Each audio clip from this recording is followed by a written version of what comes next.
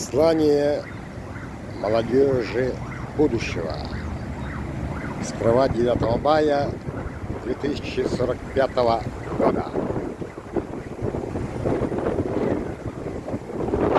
Победы 9 мая.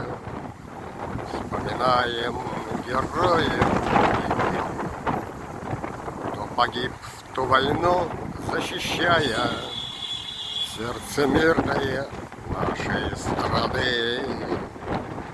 Ветеранам все многие лета, наслаждайтесь зарей расписной. Пусть поют соловьи до рассвета слава Родине нашей святой.